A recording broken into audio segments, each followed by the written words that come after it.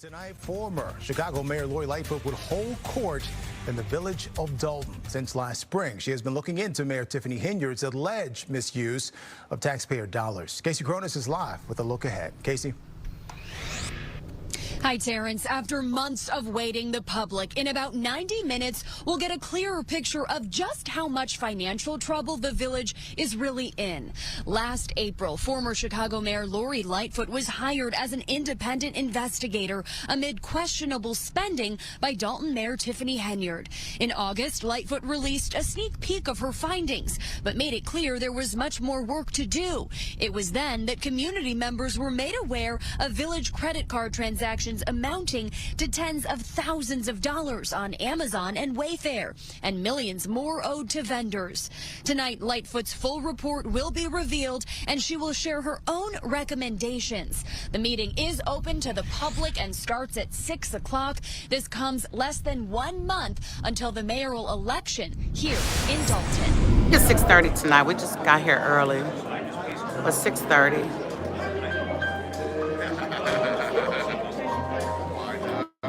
Yeah, it's still room. It might there go Dan Lee. It might result to standing room only. It's still early. Y'all better leave it alone, man.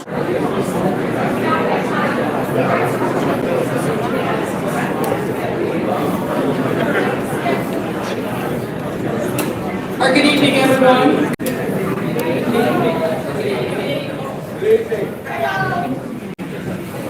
Good evening, everyone.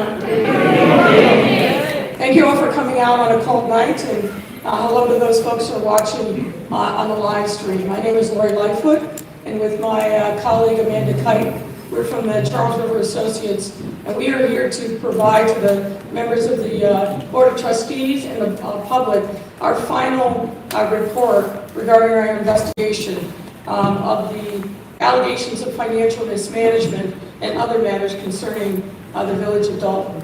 A couple of quick housekeeping matters.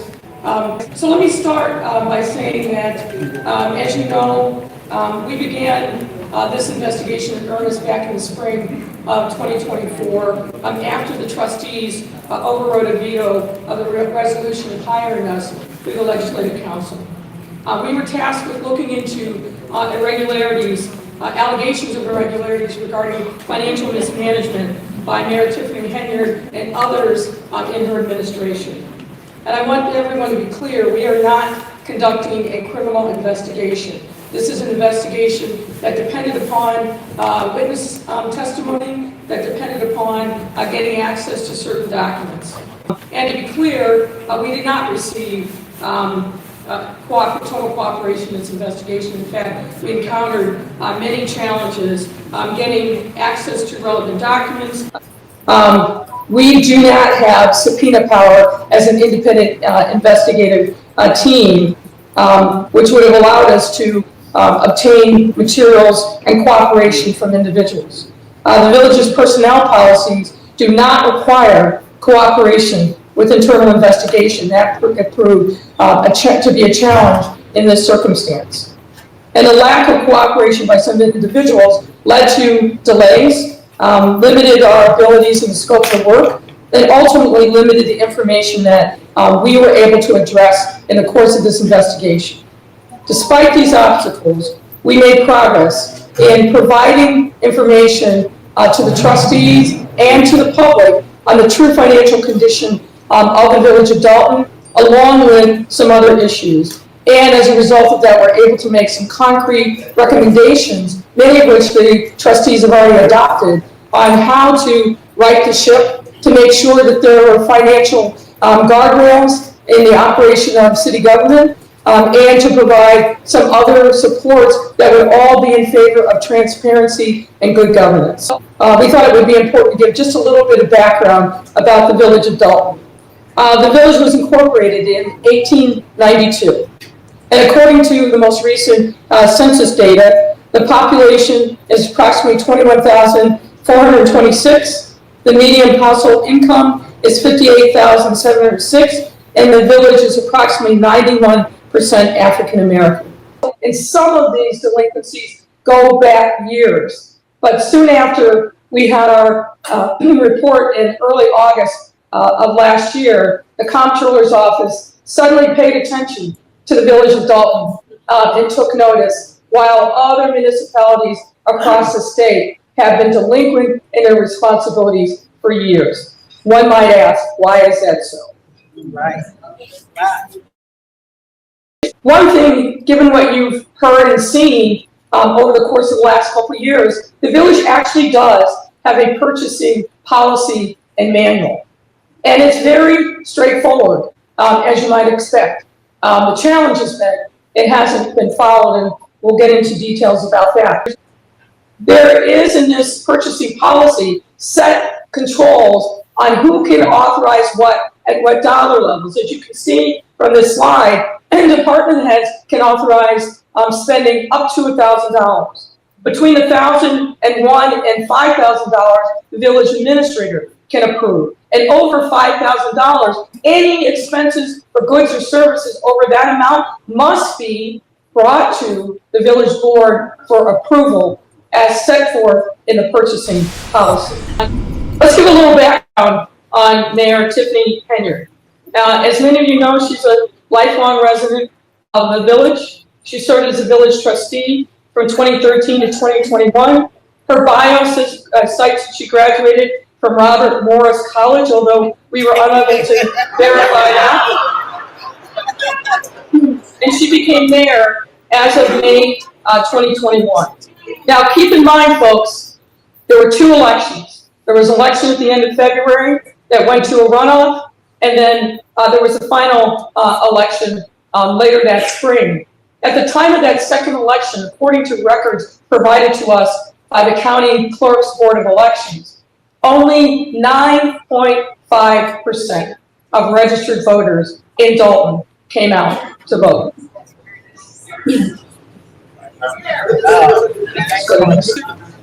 To set the framework further, we wanted to make sure you understood who were the people in charge of making various decisions under Mayor Henyard's administration. Aside from Mayor Henyard was the village administrator. You may recall that that was initially Dorothy Brown. And then in late 2021, Keith Freeman began his duties as the village administrator. The director of finance, you would think this is a very key position. Unfortunately, what we found over the course of our investigation is there are many periods of time during Mayor Henyard's tenure where that position was vacant. At one point, Tanjanique Miller fulfilled the role sometime in 2022 on a full-time basis, and then she went to a part-time basis by December of 2023 and worked only remotely. The position has been vacant, again, since early 2024. As I mentioned before, the Director of Administration is Janice Johnson, and you remember from my discussion about the purchasing policy, where there's supposed to be somebody who's a staff accountant that is responsible for monitoring and overseeing the purchase of goods and services on behalf of the village. There's no such position that exists in the village of Dalton. As a result of the small staff managing the city finances, the John Kasparic firm has essentially become the in-house, although they're outside, but the in-house financial department for the village of Dalton. Because there are a limited number of personnel, they became the de facto finance department. This remains true to this day. Kasparic firm has a junior staffer who is embedded in the village, and that person is here multiple times a week. There's a senior person that oversees that junior staffer, and the John Kasparic firm is involved in virtually every aspect of the finances of the village. I want to also now shift gears and talk about some key events that have led to some of the financial crises that the village is experiencing.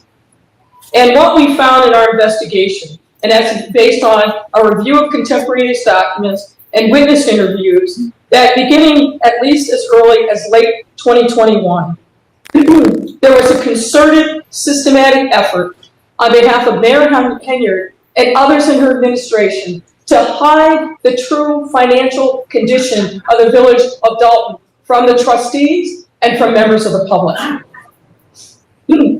To step back, let's talk about what the state of play was before Mayor Henyard became mayor.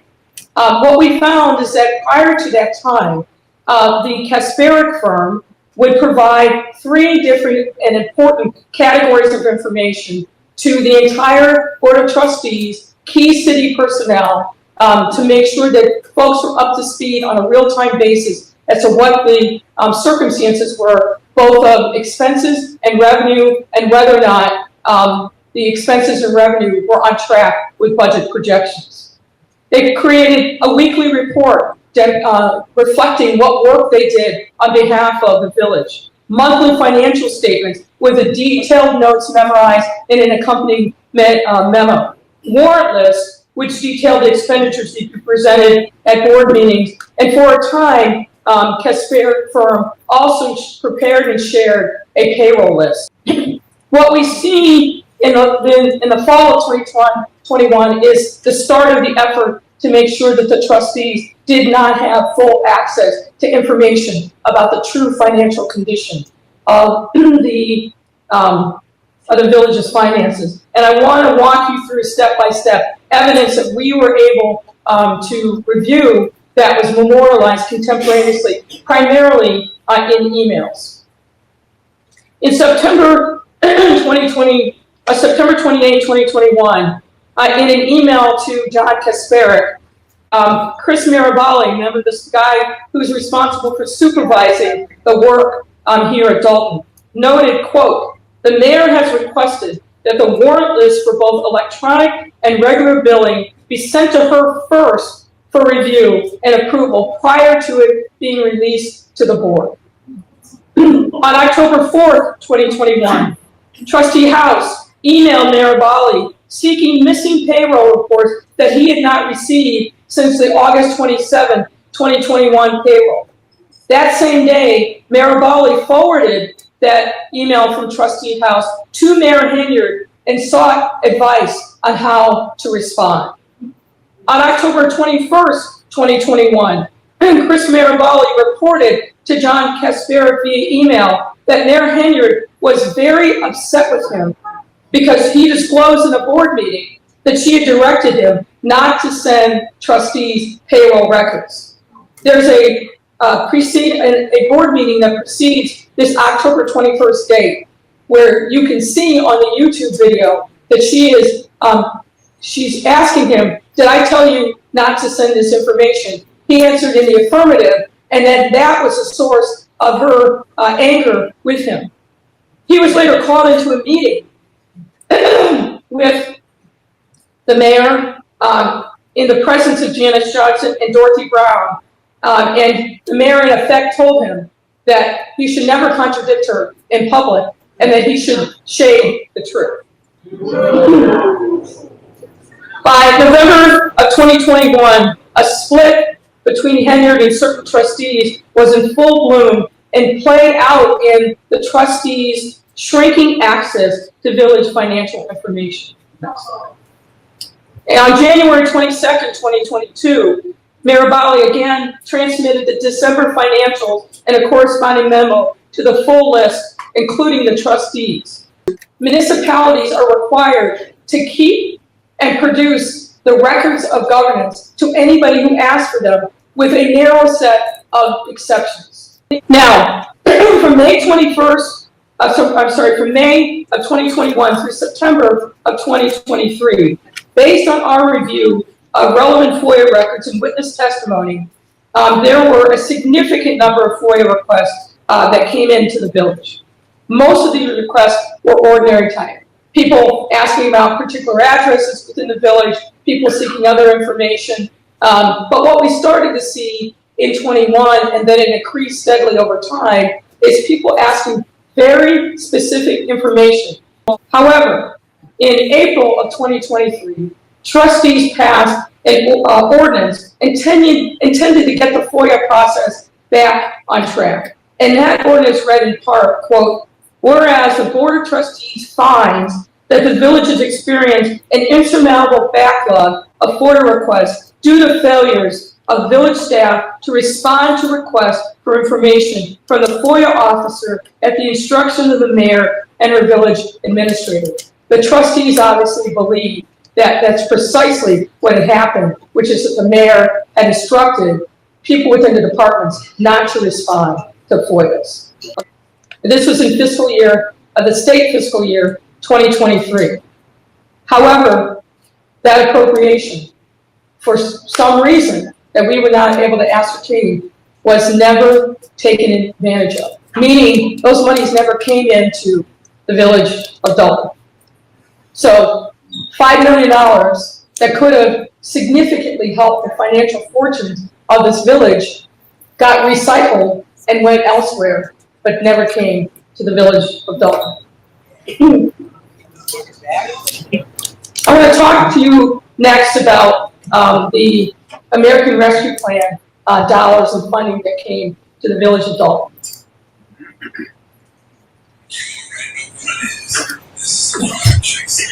As many of you know, the American Rescue Plan was put into place by the Biden-Harris administration to help municipalities, cities, counties, states recover from the economic impact of the COVID-19 pandemic. And the village received an allocation through the state, which was appropriated in 2 tranches from the Illinois Comptroller's Office. You can see in this chart, the first tranche came in September of 2021, and the next big tranche came again in September of 22 for a total of just over $3 million. The U.S. Treasury Department had very strict reporting requirements on how municipal governments use those ARPA dollars.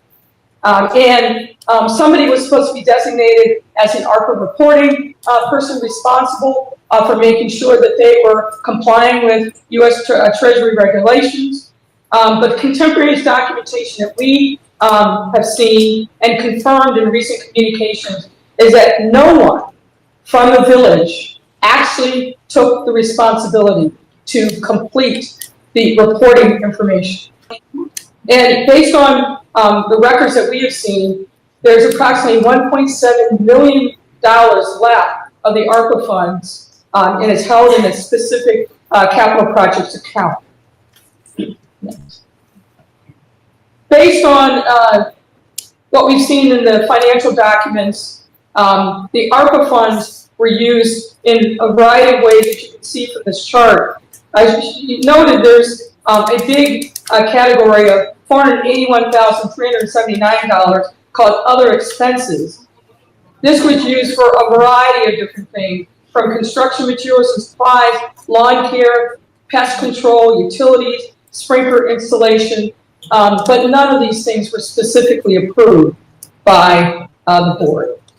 Now, at this time, I'm going to turn it over to my colleague, Amanda Kite, who's going to walk you through some more detailed information on the financial status as of October 31st, 2024. Take it away.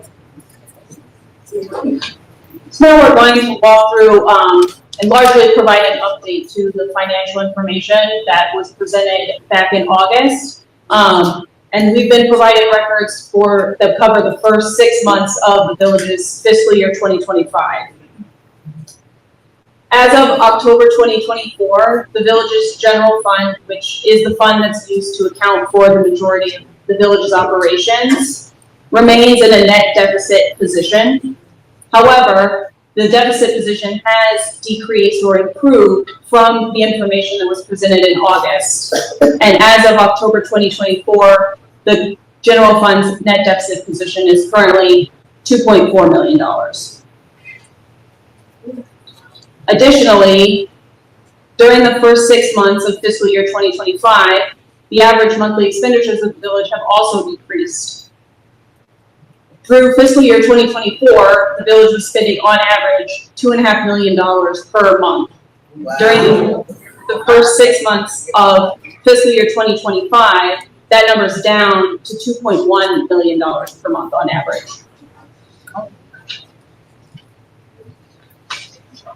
Following along with that, I think it's also important to note that we provided an update back in August of last year, which laid out many of these numbers and showed the village in really dire financial condition.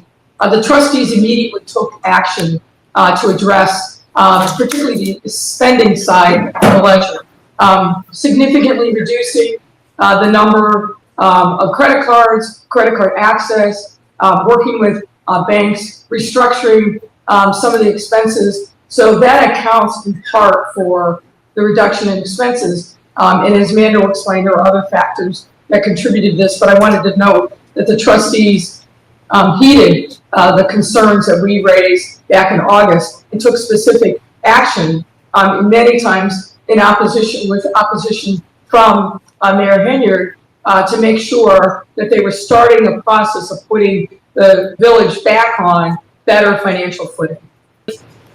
the village's cash balance has remained generally the same since the information that was presented in August. As you can see from the chart, as of May 2024, the general fund had an unrestricted cash deficit of almost 5.7 million.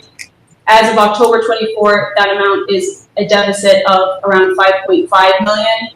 And this deficit includes the amount of held checks that the mayor discussed previously. Those are reflected in these deficit balances. Regarding those held checks, as we presented in August, since March of 2023 and nearly every month since then, a portion of the checks that were approved and printed have had to be held. As of June 18, 2024, this was 589 checks that totaled over $6 million, which were approved but had not yet been sent to vendors.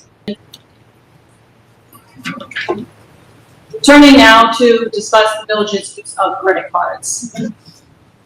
As we discussed in the August presentation, we're aware of 6 different credit cards that have been in use by the village at various points in time from January 2021 through at least June of 2024. Since the August presentation, we did request updated credit card statements that would cover July 2024 through December 2024, but we did not receive any updated credit card records. As you can see from the chart, the use of credit cards steadily increased from calendar year 2021 through 2023. In 2023, the village spent over $775,000 on credit cards. As the mayor earlier discussed, oftentimes credit card expenditures have no accompanying receipts. And the credit card statements alone provide limited information about the credit card purchases. Given this overall lack of available documentation, it is not possible for us to ascertain important information about the village's credit card use, such as who made the purchase, was it an approved purchase, and what was the government purpose. This type of additional information is necessary to perform a complete investigation of the credit card use and to draw any conclusion about any individual purchase. That being said, through our investigation, we did identify certain categories of expenses that stand out, which the village may wish to pursue additional information to further understand the nature of the charges. For example, from 2021 to June of 2024, village credit cards were used for over $171,000 in travel-related costs, things such as airfare, excess baggage fees, hotels, meals, rental cars. There are over $51,000 spent at local area restaurants, as well as expenditures at retailers such as Dick's Sporting Goods, Best Buy, Wayfair, Walgreens, Apple, and Walmart. Now, some of these expenditures, but not all, are reflected on the electronic warrant lists that we were provided and reviewed. One area in our investigation where we were able to obtain detailed purchase information relates to Amazon purchases. The vast majority of the purchases made by the village on Amazon were paid for with village credit cards. From January 2021 through June of 2024, the village spent approximately $218,000 on purchase from Amazon using village credit cards, the largest spending of which occurred in 2023. Now, the vast majority of the purchases on Amazon do appear to be for routine items such as office supplies, office furniture, and supplies for the police department. And the Amazon order details show that these orders were delivered either to Village Hall or to the police department. Additionally, many of the largest purchases on Amazon, 3 of which we identified in the August presentation, were related to materials or supplies for the skating rink.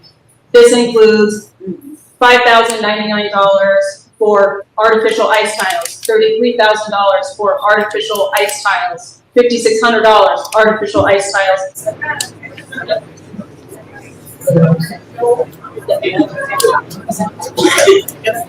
Ladies and gentlemen, let me just pick up and conclude on the Amazon purchases. The various routine office supply and office furniture purchases simply do not appear to be in compliance with the village's purchasing policy as we described. For example, we were unable to find evidence that these purchases were done as a result of competitive bidding process, which an amount of that size would have been triggered by the purchasing policy, nor is there evidence that these particular purchases were presented to the board prior to approval. As you will see, one of the recommendations that we're making to the board is to institute a written policy for performing background checks of prospective village senior and key personnel. There are 3 personnel that we call out on the slide, and based on our investigation, these and other individuals either working for the village or proposed by Mayor Henyard to assume key roles have issues in their background that likely would be disqualifying if they had been properly vetted. Now, I want to go through some of the consequences, because of course there has been consequences of all the things that we've already talked about. You can't have a situation where there are no financial controls, where the trustees are systematically excluded from finding out the true nature of the financial condition of the village. The first of these cascading consequences is the audit. As I noted at the beginning of this presentation, under Illinois law, every municipality over a certain size is required to have a financial audit of its books and records every single year, and to produce that audit to the comptroller's office. The fact of the matter is that for the last several years, the village's auditor had been an accounting firm, an auditing firm known as Lauterbach and Amann. Draft audits for fiscal year 2022 were completed, but they were never finalized. And then Lauterbach and Amann resigned as auditor on October 27, 2024, effective immediately, which is essentially less than 3 weeks after we had our first public disclosure of the true financial condition of the village. And on October 15, 2024, the Illinois Comptroller's Office notified the village that it was going to force an audit on the village for not complying with the mandatory audit reporting requirement. Next slide. One of the other consequences that we've seen over the course of Mayor Henyard's tenure is a significant uptick in litigation. According to court records maintained by the Legislative Council, 48 separate lawsuits have been filed against the village under Mayor Henyard's tenure.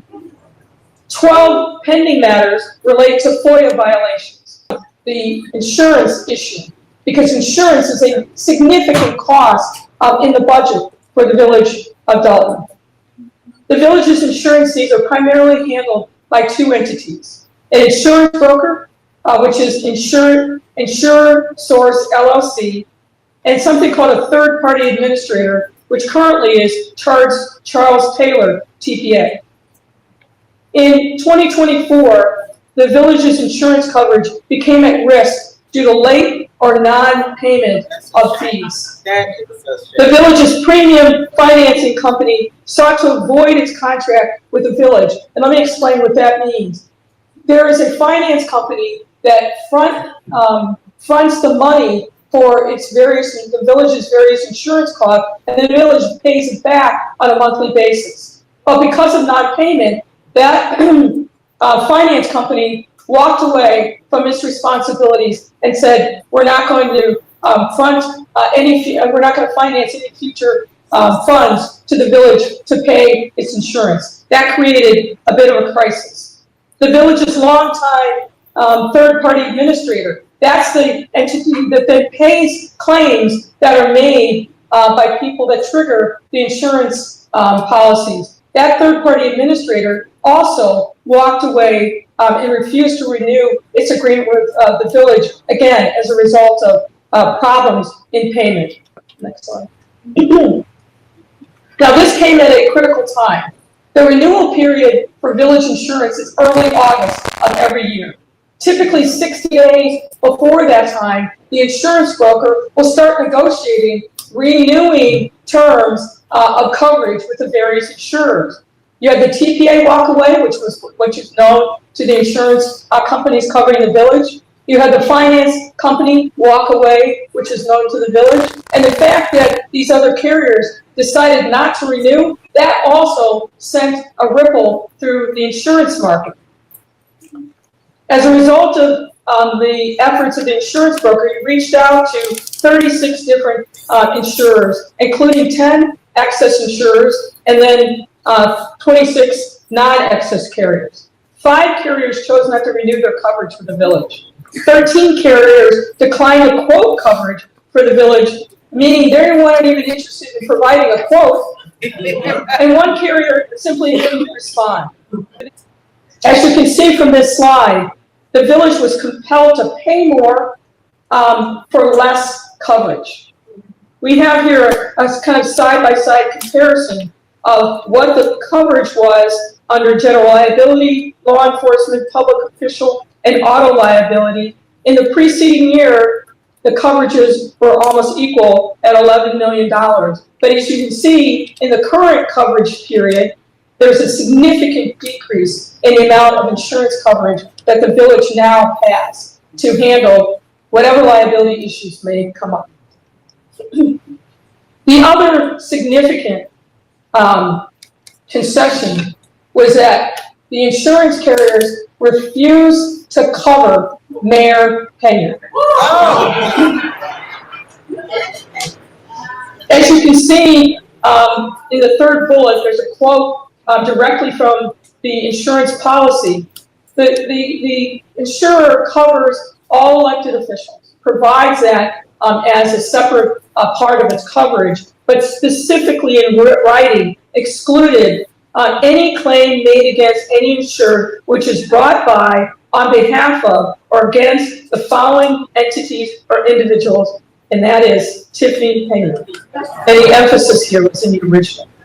This coverage exclusion regarding Mayor Henyard also applied not only to the general liability policy, but also the law enforcement policy. Now, there are implications for the village given the cancellation of coverage for Mayor Henyard during this coverage period. Mayor Henyard will have to pay for all defensive costs related to her out of pocket, or the village could decide on its own to pay for her coverage, but it won't be covered by the insurance carriers. Now, Mayor Henyard would then be responsible for any judgments, settlements, or attorney's fees rendered against her personally, separate from the village. And there's an open question as to whether or not Mayor Henyard will participate in litigation that she has to pay for herself, and what that would mean for the village if she simply defaults, meaning doesn't show up, doesn't participate in ongoing litigation. As we're winding down here, I want to cover quickly some other remaining items that I know are of interest to the public. And let's talk for a minute about the Las Vegas trips and the allegations against Trustee Holmes. There are actually 2 trips, one in May 22 and another in May 2023, where Mayor Henyard and a large delegation went to an economic development convention centers. Financial records from the village and Thornton Township reflect that a number of people traveled to Las Vegas on both of these trips, and the expenses of their travel, their lodging, their meals, and entertainment were paid for on village and township credit cards. There is no evidence that any business development opportunities came to the village as a result of either of these two trips.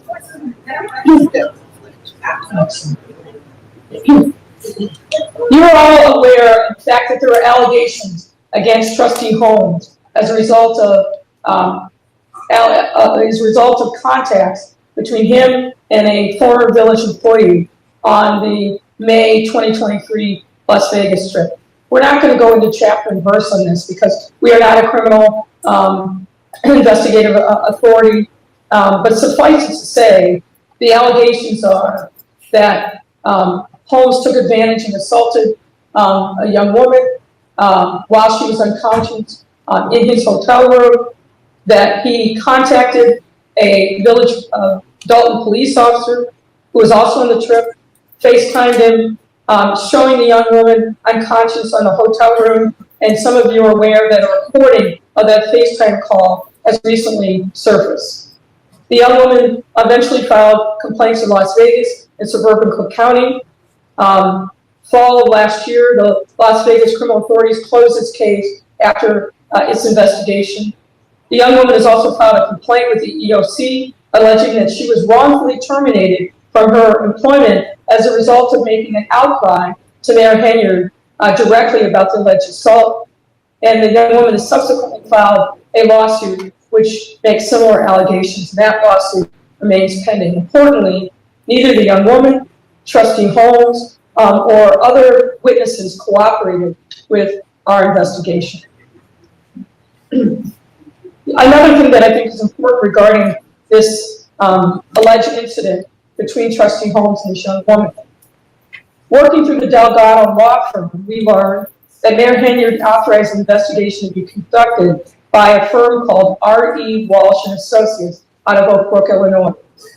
This investigation was not authorized by the board, and the results have not been shared with the board. It is unknown to this day what the scope of the investigation was, who was interviewed, if anyone, what documents were reviewed as part of this investigation or its findings. The R.E. Walsh firm has refused to provide its report or otherwise answer any questions about its investigation because it has not been paid for its services.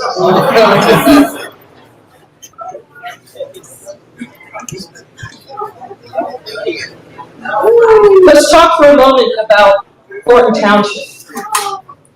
In the course of our investigation, we received a lot of information that there was significant use of Thornton Township funds to cover expenses for the benefit of the village of Dalton. Similar to the lack of cooperation from the village, personnel under the control of their supervisor Henyard, we face obstacles obtaining documents from Thornton Township. We therefore are not suggesting, we do not have a complete picture of a variety of the allegations against Mayor Henyard and others in connection with the operation of the township. Nonetheless, we received some information to determine that a similar pattern of financial operations existed at the township during Mayor Henyard's tenure. For example, credit card use. We were able to review records from May of 22 through October of 22, June of 23 through, January of 23 through June of 23, and January of 24 through June of 24. Obviously, not a complete set, but detailed records. Some of these records, excuse me, were heavily redacted. They look like the CIA put the documents through their censors. There were multiple credit cards in use in Thornton Township, and the names of township employees specifically, such as Tony Sherman, Keith Freeman, Shelley Miles, Robert Hunt, Marsha Walker Brown, Tanika Hughes, William Moore, and others. In 2024, for example, based on those 6 months of records, monthly charges range from $88,000 a month to over $100,000 in many of those months. And there were a significant number of food purchases and other expenditures that frankly warrant further investigation as to whether or not there was a legitimate government purpose for those expenses. The Henyard hired her boyfriend, Kamal Woods, to run a township youth program. His personnel file, such as it is, contained very little information to justify this hire. Tamika Henyard also became an employee of the township. And Henyard installed her former administrative assistant, Carmen Carlisle, to fill a vacancy left by the death of a long-standing trustee. Now, we have a number of recommendations that we are making to the trustees. I'm not going to spend time tonight going through those. The trustees have them. But suffice it to say, there are obvious things related to finance. There are obvious things related to personnel. And some of these things, as I indicated, the trustees have already started to embrace and implement, particularly with respect to putting guardrails around the finances of the village. And with that, we will close. Thank you for your time and attention.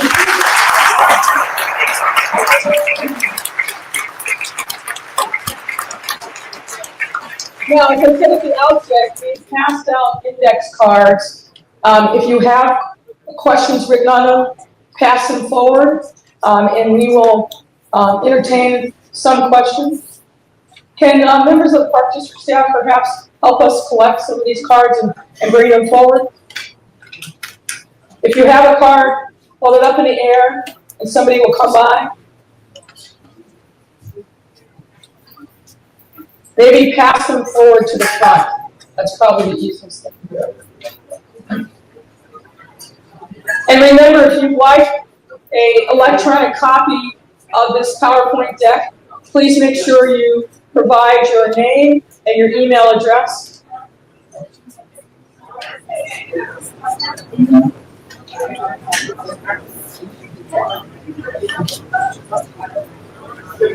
Come on up, man. If you've got questions, please pass up your index card. We'll try to get to as many as we possibly can.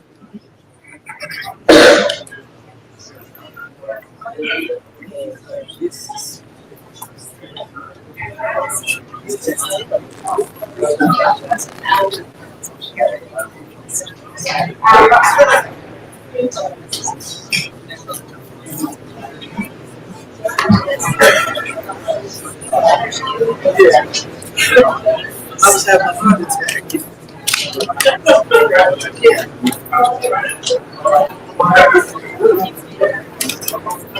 All right, we have a couple of questions. One is, why didn't the $5 million come to Dalton?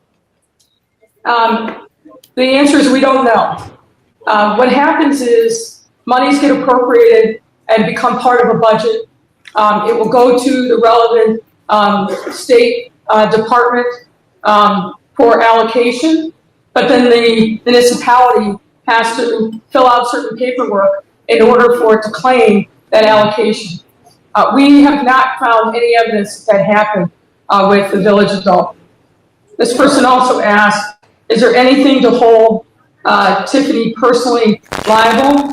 Well, as you know, there are a number of different lawsuits that have been filed, and obviously you have your vote. Next question is, if supervisor is uninsurable, how can she hold a position? Now, the insurance issue is with respect to her role as the mayor of the Village of Dalton.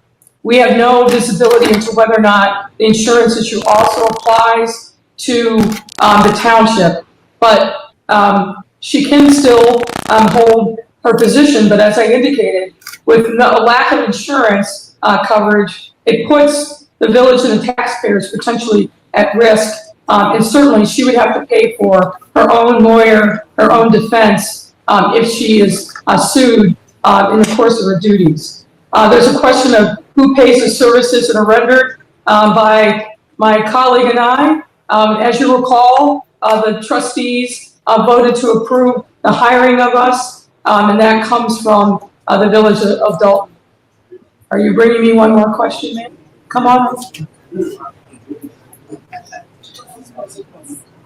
Okay, that's fine. Okay.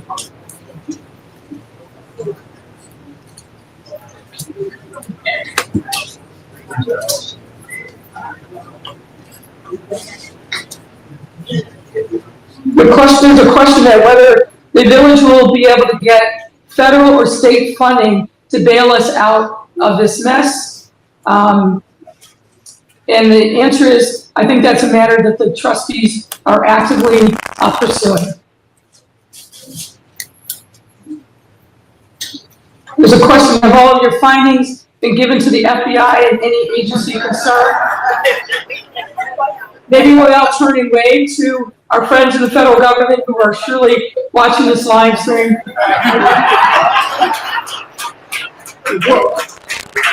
What I will say is we have been in contact with members of the U.S. Attorney's Office who are investigating this matter. I know that the FBI has also been in contact with various people who have information about the allegations are here, what they intend to do and the timing of that. No one really knows except for them.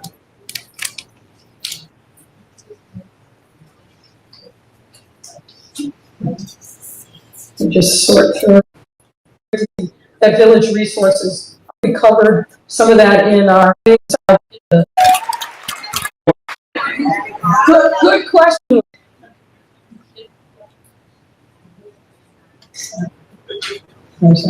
All right, final question. The others were request to get a copy of the PowerPoint deck. How many laws have been broken? That's a good question, but impossible to quantify. Thank you all. Thank you all for your time and attention.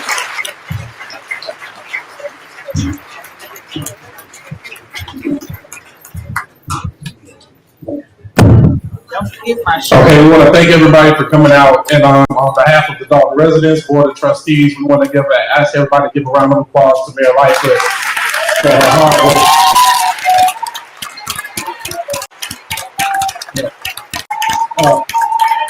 We were working diligently.